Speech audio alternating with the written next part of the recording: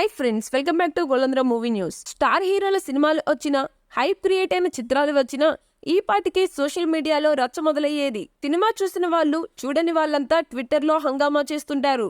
కొందరేమో కావాలనే నెగిటివ్ రివ్యూలు వేస్తున్నారని అంటారు. కొందరు షోలు చూస్తే లైవ్ అప్డేట్లు ఇస్తుంటారు.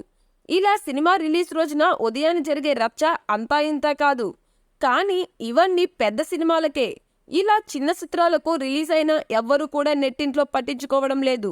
ఈ వారం అల్లరి నరేష్ ఆ ఒక్కటి అరక్క మాత్రం కాస్త పెద్ద సినిమా. ఆ చిత్రానికి సోషల్ మీడియాలో ఎలాంటి స్పందన కనిపించడం లేదు.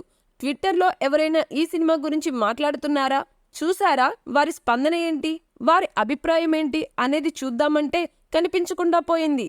దీంతో ఈ మూవీకి సోషల్ మీడియాలో ఉన్న ఆదరణ ఏంటో అర్థమైపోతుంది. ఇక ఉదయం 6 తర్వాత కొంచెం కొంచెంగా టాక్ బయటకు వస్తూ సాగింది.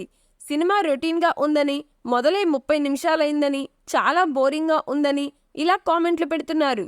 చూస్తుంటే సినిమా టైటిల్కు తగ్గట్టుగానే ట్విట్టర్లో రివ్యూ అని అడిగితే ఆ ఒక్కటి అడక్క అనేలా పరిస్థితి కనిపిస్తుంది. ఇంకో 3-4 గంటలు అయితే ఏకంగా పూర్తి రివ్యూనే చూసేయొచ్చు.